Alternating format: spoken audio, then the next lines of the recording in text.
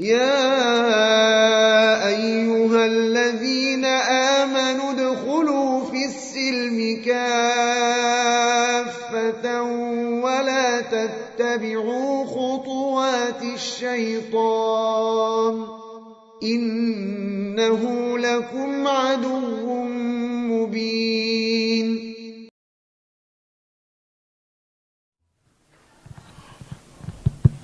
Bismillah, Assalamualaikum warahmatullahi wabarakatuh. Waalaikumsalam warahmatullahi wabarakatuh. Ustaz, saya ingin bertanya, tadi katakan bahwa jika Allah cinta kepada hambanya, Allah akan menolongnya. Apa?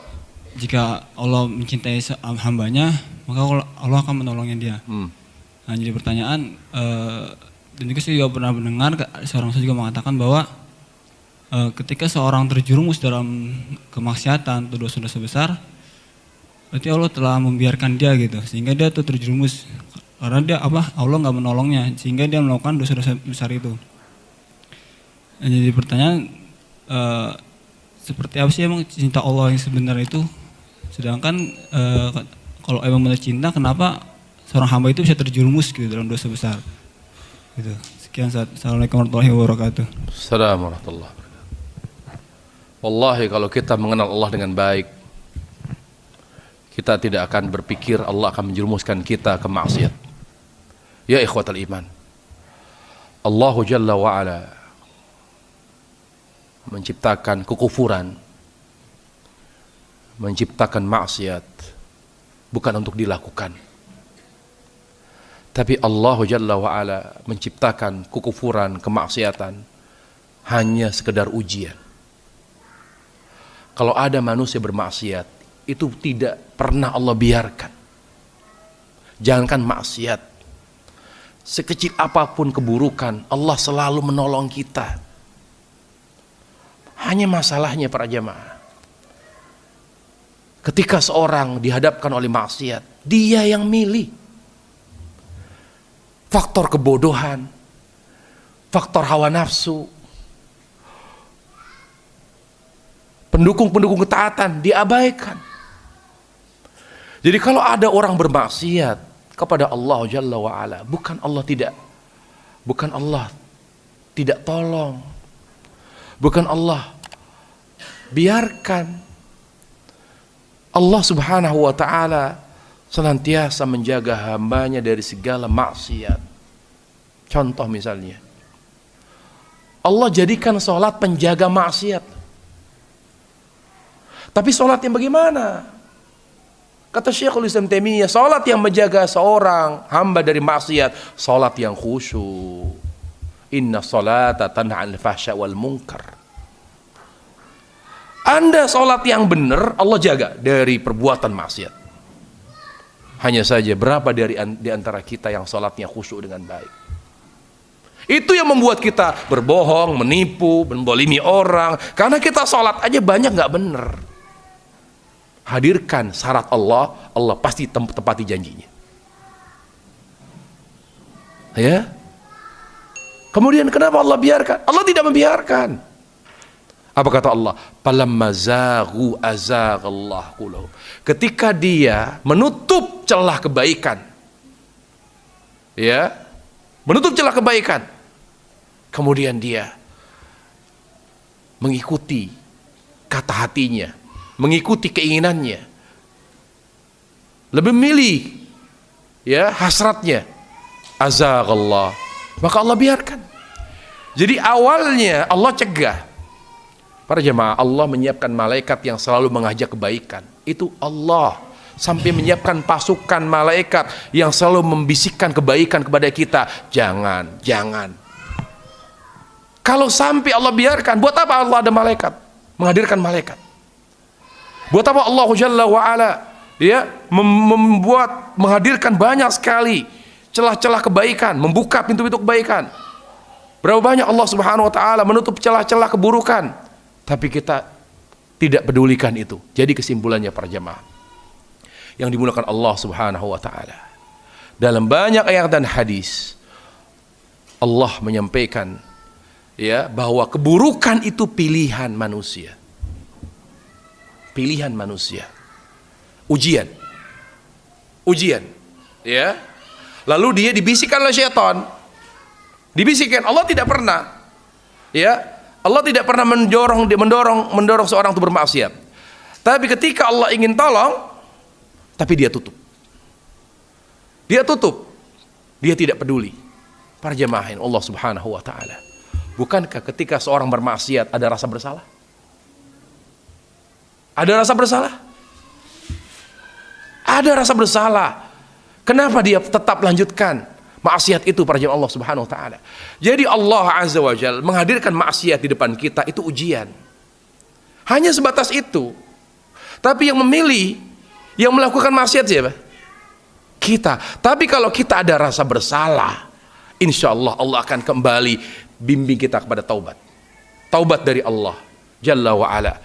Jadi para jemaah Allah Subhanahu wa taala, jangan pernah kita berpikir kemaksiatan itu yang dilakukan oleh manusia artinya bentuk pembiaran Allah.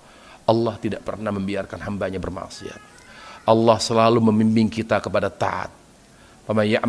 Allah katakan, ya, Allah Subhanahu wa taala Allah Subhanahu wa taala katakan wa ma taufiqi illa billah.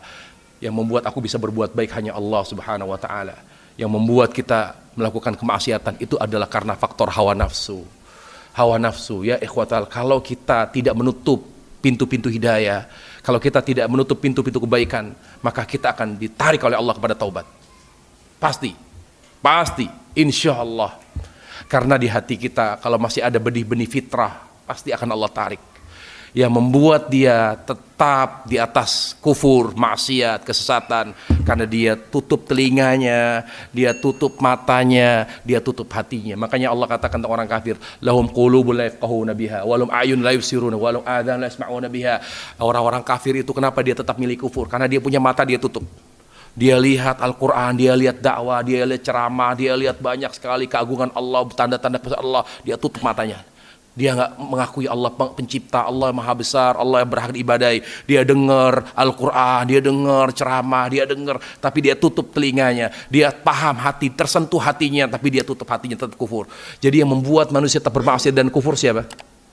Manusia, karena mereka menutup mata. Kalau buka aja matanya, buka matanya, lihat Al-Quran, lihat, renungkan. Wallah, pasti dia kembali kepada Allah. Pasti dia kembali kepada Allah. Cuma perhatikan, ada maksiat yang membuat manusia terlena dan susah kembali. Tadi saya bilang, syirik, bid'ah paling sulit kembali. Paling sulit. Makanya para jemaah sekalian Allah Subhanahu wa taala, kata Syekhul Islam, kalau orang sudah terjerumus ke dalam maksiat syubhat, susah kembali. Karena dia tutup pintu tobat. Dia yang nutup. Karena orang yang terjerumus dalam maksiat syubhat, dia merasa benar. Tapi kalau seorang terjerumus ke dalam maksiat syahwat, dekat dari taubat. Karena orang yang terjerumus dalam maksiat syahwat ada rasa bersalah. Begitu. Makanya kata Nabi alaihissalam, "Innallah tajaba taubata an kulli sahibi bid'ah." Bahwa Allah menutup pintu taubat bagi setiap pelaku bid'ah. Bukan Allah tutup, tapi mereka yang menutup diri mereka untuk bertaubat pada Allah Subhanahu wa taala. Jadi Allah tuh sayang. Kata Nabi alaihissalam, "Hei, sahabatku, ada ibu tuh. Ibu itu," kata dia. Rasulullah SAW menunjuk seorang wanita. Itu sedang mencari anak yang hilang. Itu sedang mencari anak yang hilang. Lalu apa? Kata Rasulullah SAW, "Saya mau tanya kepada kalian, wahai sahabatku, ibu itu sayang nggak sama anaknya?" "Ya Rasulullah." Itu pertanyaan tidak perlu dijawab. Tidak ada seorang ibu yang tidak sayang sama anaknya. Lalu Allah bilang, lalu Rasulullah SAW bersabda, "Allah arham bi ibadi min hadi waladiha." Allah itu lebih sayang kepada hambanya daripada ibu itu kepada anaknya. Kalau Allah lebih sayang kepada kita daripada ibu kita kepada kita, tidak mungkin Allah membiarkan kita maksiat. Tidak mungkin. Yang membuat kita tetap bermaksiat karena kita kekeh bermaksiat. Mungkin teman kita nasihatin, udah lu gak usah nasihatin gua lo. Mungkin kita tahu ada sarana-sarana maksiat, tapi kita buka, kita lihat. Mungkin kita banyak sekali pendukung-pendukung kebaikan, tapi kita abaikan. Kita yang milih, kita yang menentukan maksiat itu, kita yang ngotot tetap memilih maksiat itu. Jadi dengan sikap kita yang keras, dengan sikap kita yang cuek, dengan sikap kita yang tidak peduli dengan nasihat-nasihat, dengan hal-hal yang dapat mencegah kita maksiat, kita buang jauh-jauh, kita tidak pedulikan. Lalu kita bilang, kenapa Allah membiarkan saya maksiat? Allahu Akbar. Anda yang menutup telinga Anda. Anda yang menutup mata Anda. Anda yang menutup hati Anda untuk tidak mau berbuat baik dan meninggalkan maksiat. Lalu kenapa Allah mengatakan, kenapa Allah membiarkan saya bermaksiat? Tidak pantas ucapan itu para jamaah. Allah para jamaah lebih sayang kepada kita daripada ibu kita. Segala apa yang membahagiakan kita pasti Allah beri. Segala apa yang akan membuat kita bahagia dan baik, mendapat kebaikan dunia akhirat, pasti Allah beri. Pasti. Allah katakan, "Hai anak Adam, seandainya kamu wafat, kamu datang menghadapku dengan membawa dosa sebesar bumi ini, dosa sebesar bumi loh, sebesar bumi loh, lalu kamu tidak pernah berbuat syirik kepadaku, aku akan ampuni. Aku nggak peduli seberapapun dosa kamu," kata Allah. Seorang tabi'in berkata, "Ya Allah, jika seandainya Engkau memberikan kepadaku, memberikan pilihan, wahai Syu'bah, kamu pilih dihisap olehku, amalmu atau oleh ibumu. Ya Allah, kalau Engkau memberikan kepadaku, siapa yang akan menghisap amalku? Aku pilih Engkau ya Allah, karena Engkau lebih sayang kepadaku daripada ibu." Hisap aja dia milih Allah, kenapa bukan ibunya? Mungkin nggak ibunya curang?